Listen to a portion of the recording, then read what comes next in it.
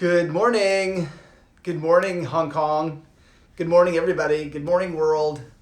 How are you? How is everybody? Good morning, Jenny. Good morning, Val. Good morning, Suzanne. Good morning, Hindu. Morning, Carrie. Good morning, Carrie. Good morning, Kelly. Hi, Marsha.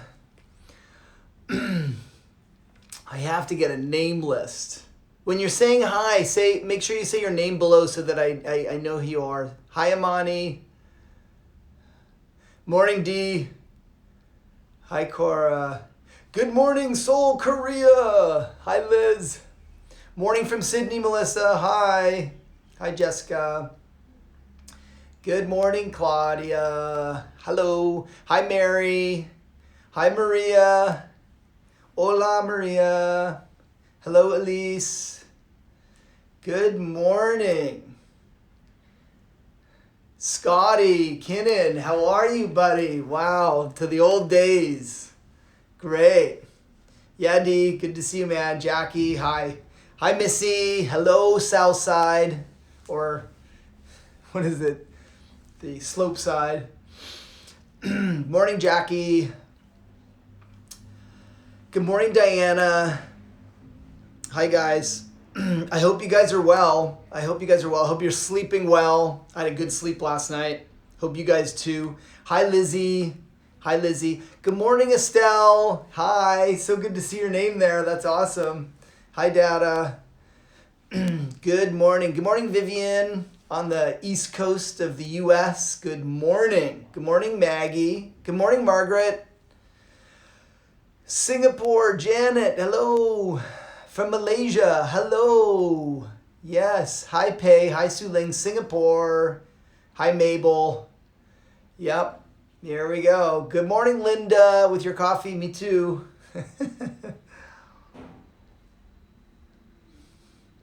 Morning, Kitty.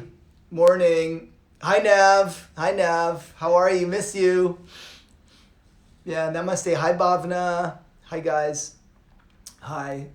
Okay, so I changed the time today. You're all here, so you know. It's 9:30. So I was worried that maybe that would screw up your schedule, but had to change it because of the Pure Yoga schedule. They have me at 10 a.m. now, so I scheduled this for 9:30. So here we are. Here we are. And this is Yoga Talk number 10. Anusha! Oh my God, hello. Awesome to see you here. Okay, so this is talk number 10, and in these talks I'm giving my intention is to basically reveal my practices and the techniques and the tools that have worked for me over my life so far. And maybe a better way of describing it is how, for me, the journey has become, there's been a transition from doing yoga classes and over the years of studying yoga, but doing yoga classes, to developing a path of yoga to live upon, to develop a path of yoga to live upon. The merits of yoga, are many, and we all attain great benefit from going to yoga class. And so we have this evidence, all of us have this evidence that we do yoga and things get better. But what we're attempting to discuss here and to develop over time is, how do we achieve these benefits, not just in the hour of the practice and not just in the sort of the afterglow of the practice, but to develop a ritualized life that cultivates the virtues of yoga over time, so we can live into the space and the benefits of yoga more consistently through our days and through our lives. Hi, Kristen. Kristen Campbell and Kristen Kaur, the two Kristens. Yay. So today what I wanted to discuss in relationship to this is a carryover of yesterday. Yesterday we talked about moderation. I brought up the virtue of temperance that I study from the Greek philosophy of Stoicism, temperance, and how moderation and self-restraint have become a great tool to suffer less. And I would say by suffering less, we have the opportunity to experience more of a joyful, sattvic mind, etc. And so what I want to talk about today is a furthering of that, which is temperance in terms of yoga, moderation and restraint. One of the teachings that we read in yoga philosophy is Bromwich Aria, and Bromwich Aria is it is quite a complex teaching, and I'm not going to go into depth with Bromwich Aria. However, one of the learnings of Bromwich Aria is that we learn to walk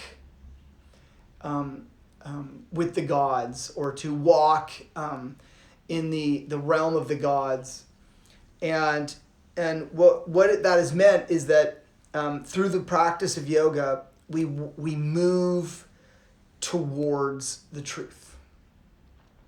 That we in yoga practice we do the exercises that give us an immediate reflection of the truth. Your right arm, your right leg, your left arm, your left leg, switch legs, it's the wrong side. Oh, okay. There's a truth to that. Stretch your legs straight. It's not straight. Squeeze the knee. Make the legs straight. Okay. And we learn through these what at the beginning seem somewhat trivial or mundane actions in the physical body. It trains our mind to recognize the truth. Bring your feet together. They're not together. Bring the feet together. Turn your feet so the outer edges of the feet are parallel. Okay. And we, in the beginning, we see things, we see our body, and we learn a teaching, but it takes a really long time to become more precise, more accurate. And for me, that has been a very deep learning on my capacity to see the truth. Within my own body, mind, I'm learning it in the practice. And the detailed approach of the yoga has brought so much benefit through that. So my mind is like not fantasizing and not drifting into the wonders, which is good at other times. But in the practice, it's like move closer to the truth as a premise for the practice. And that when we are more closely attuned to the truth, we have both less worry, less fear, we have less anxiety, and we have the capacity to feel better. It's funny because the truth, like when you're exposed to truths that you were not exposed to before, sometimes it can feel intense, or even it can feel bad. Like if you take on too much information all of a sudden about something you were unaware of before, it can be overwhelming, and you can be like, oh God, it's too much. Which, I mean, we can all agree that's the experience we all have. But a further inquiry to that is when we are more in tune with our truth, that's a poor statement, with the truth, we are less thrown off when other truths come in, when we learn something else. Everything is in some relationship. When you are distant from the truth, let's say you're misperceiving something about yourself or about the world. You have a really strong opinion about something, but it's actually not true. Then when the truth is revealed in some regard to you, it feels like an attack. It feels like it's gonna blow you over. There's so many great personal areas that this shows up, like money. when we're not accountable to our money, when we're fearful of our debts or our bills and we deny them or forget them or hide them, whatever, then when anything comes up, it's like it shocks that truth that we've been hiding. It sort of stings us. Same with the body. Like when we're indulging in eating poorly and sleeping poorly and not having a physical regimen that is helpful, then any little thing in our life that pushes against our physical being causes unnecessary pain and suffering. If you haven't been sleeping well and eating well, a lot of things in daily life can throw you into the gutter, can just push you off the road. And I know that. Like in the past, when I am out of sorts, staying up late or partying or, doing things like drinking too much or drinking too consistently or not getting enough sleep is a big one for me. Not getting enough sleep is such a big one. If I'm eating too much sugar, or if I'm reading too much online, if I'm, any of these things that we unfortunately indulge in, if that is happening to us an excessive degree, then other things in life that are real, that show up, throw me off. And I get either really emotionally unbalanced, or I get sick, or anything like that. And finding a path towards the truth, building a path that moves us closer to the truth. That to me is sort of the underlying goal of yoga. That's why I make these practices, these rituals, like get up, oil pull, apple cider vinegar tonic, pranayama, meditation, journal. Bang, 45 minutes done, or 1 hour done. When I do that, and it's funny because even if I didn't get a lot of sleep, if I do that, my day's better. And not only is my day better, but what I mean is that is the video's pausing. Oh, bad video. Okay, is it still pausing? Oh no. Is it streaming now?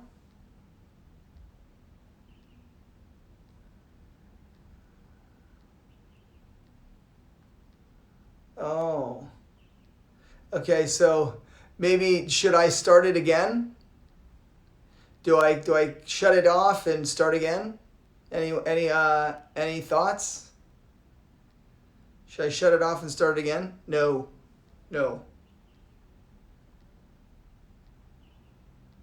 It's okay? Are we moving? Is it pausing now?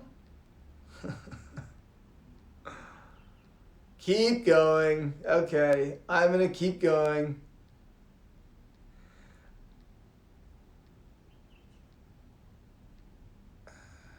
On and off. Okay, so it seems like some of you, your Wi-Fi is not good, and some of you it's good. I can see the comments. Some of you are saying it's fine, and some of you are saying it's not. So I'm gonna keep going. Maybe if I slow down, you can catch it. What we're talking about is using yoga to move closer to the truth. And using our ritualized day to move closer to the truth. We use the practices that we've discussed, oil pulling, apple cider vinegar, to extract toxins to clear digestion so that our mind is more clear in its perception of the truth. We do pranayama, meditation, asana, journaling. These things help our mind become more clear and more stable, and from that, we're more capable to recognize the truth. That's the thing. The Wi-Fi is, Liz, is true. It's having a hard time connecting to the truth. The truth of the Wi-Fi. So, I want to make a suggestion. How do we move closer to the truth? What can we do that moves us closer to our truth? I have one thing. When you strengthen your immune system, when you strengthen your nervous system, you build a resilience against the untruths and the pressure influences that force themselves upon us in life. When your immune system and your nervous system are strengthened, we have a resilience against succumbing to falsehood and succumbing to bullshit. So to develop immunity and to develop stronger nervous systems, we do, of course, our yoga, but we can do deeper work. Pranayama and meditation are a real key practice combination for me. And I just do short forms. Like this morning I meditated 15 minutes and I did pranayama, 2 sets of 5 minutes. That's 25 minutes total. And I can tell you, I feel significantly different after doing those 2 exercises. I played with them off and on over the years, lots. But now I do it every day. You know, and for this recent past of doing it over every day, like over the last year and a half with all these small morning rituals, it has caused a significant positive impact upon my emotional state and my capacity to not like get thrown into the gutter by the pressures, and to you know, the truth, having a more clear view of the truth includes having less of a story in my mind, a false story of being, you know, emotionally fearful, being hurt, being really? That sucks. It's my Wi-Fi is still lagging. Don't know what to say. Mine, it doesn't say pausing on mine. Building resilience around, I'm going to move. Let's see if it helps. I'm going to move.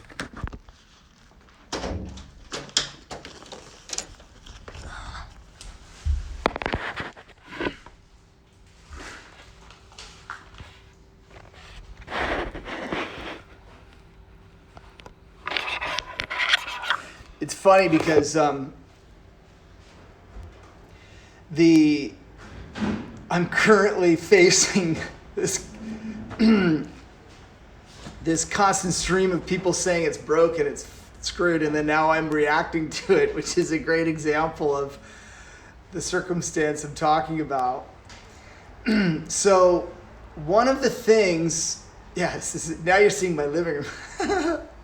One of the things that has come up for me in the contemplation around seeking the truth is our willingness to reveal ourselves.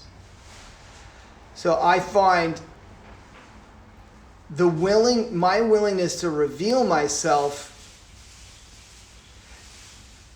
to others, to the world, my willingness to reveal myself to others and to the world is a clear part of the path of moving closer to the truth.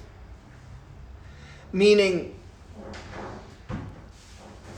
when we hide ourselves, hide our thoughts, hide our values, hide our opinions, hide our thinking, we deny the movement forward towards the truth. Because if you don't reveal yourself to other people, then you can't reveal yourself to yourself. Like, if we deny ourselves from inside to others, then we're also actually hiding it from ourselves. Even if we're, revealing something like revealing an opinion or revealing our thinking, even if what is shown back to us is that our opinions or our thinking are not completely true, or they're not completely at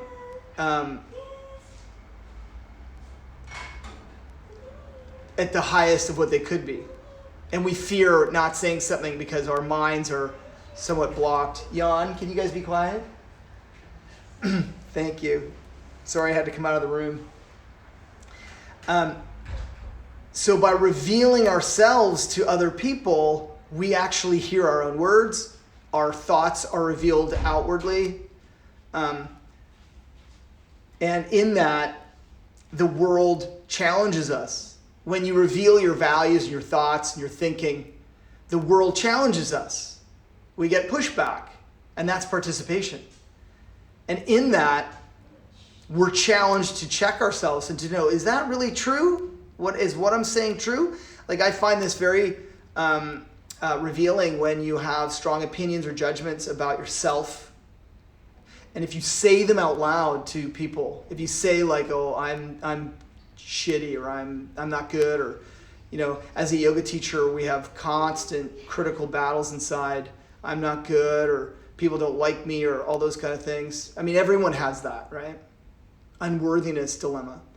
But when you reveal it outside, you don't just hide it inside and neurosize around it. If you reveal it, then the world pushes back, goes, wait a minute, no, that's not true. Similarly, when we have judgments or thoughts about other people, oh, he's such an asshole, or she was so mean to me. And the world goes, wait a minute, is that true? And we have to, whoa, I don't know. That's what I was thinking. And we reveal this, the world pushes back, and then we are called into a greater truth. We are called into a greater sense of who we are. And we're pulled forward by this revelation. And without revealing ourselves in some form that way, what we could become doesn't manifest. It doesn't manifest. So much of what we could become or who we could be stays dormant, stays hidden. And that is a truth, like your true self, our deepest, truest self, our deepest potential. It doesn't come forward until we are willing to walk towards the truth through this act of revelation, self-revelation and self-expression. It's like we betray ourselves less if we're willing to express ourselves more. We betray ourselves less because the truth has to get shaken out. It's like a gold pan sifting for gold, shake out all the BS, and the truth is then left. We need good partnership in that. We need people that we trust and people who are trustworthy around us so that process is, the movement of that process is in the direction of the truth. The thing is, if you both moderate and restrain yourself from indulging and going off the handle. Yesterday's talk about moderation and temperance.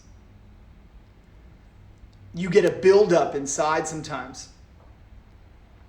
And you have to process that. I find journaling an incredible tool to get all of this out, or at least some of it out, and you sift through yourself like you're gold panning. You sift through for your own truth. And that process sharpens our view. So you use these personal practices to sift through, and then you go out into the world and in your relationship and you reveal yourself. And you let this revelation call your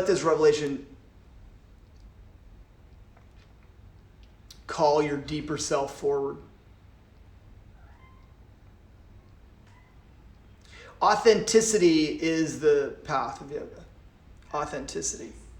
And authenticity is the demasking of the ego. The ego transforms, the ego disguises fear as power or whatever. The ego disguises fear and hiding as like intelligent or powerful. But when you uncover the ego, you're exposed, and this is the transformation of yoga. That's the transformation. It's like being willing to be the fool, being willing to be the one that doesn't know. But you say, when you reveal yourself, like, I don't know. What is that? Well, I don't know. And the world goes, you don't? And it calls you into knowing. It's like, well, I want to know. But staying inside, hiding, it's just, it really... it stagnates our growth, and you can hibernate in that hiding for your whole life. And I'm just catching on to things. It's like, I feel like this process it takes so long to truly know yourself. This process is so long. Authenticity is a slow process. And revealing ourselves is the opposite of betraying ourselves. Moving closer to the truth. Stretch your legs straight. Hold it for 1 minute. Lift the sides of the ribs. Don't collapse the sternum. These teachings are so potent in the asana. And it's this amazing experience where you feel like, wow, I'm like living into myself. I'm truly lifting my sternum. Are you? Oh, I'm not. Are you? And you learn about your capacity, this infinite capacity to discover the truth more sharply, more and more. I'm sorry about the Wi-Fi. Yeah. This building has terrible Wi-Fi, but maybe yours does too, because it seems like there's a few of us having problems. Let's never forget that life is important, that every day is important, and that what a blessing it is to be alive. What a blessing it is to have some connection, even if it's shitty, spotty Wi-Fi. What a blessing it is to have connection. Let's take this chance today and to live into the truth more deeply. Reveal yourself to the people you trust and love, and let that interaction call you into the being that is hidden inside, this deeper sense. You guys are amazing. I love connecting with you here. I will download this and put it on YouTube so you can watch it without interruption later or whatever. And I will see you at 10 o'clock, which is in 1 minute, on Pure Yoga Facebook for a 1 hour practice. Otherwise, I see you tomorrow at 9:30. Okay? I'll call the Wi-Fi gods. Sending you love. Bye. Kailash, Ali, wrong room. I'll move the pictures tomorrow.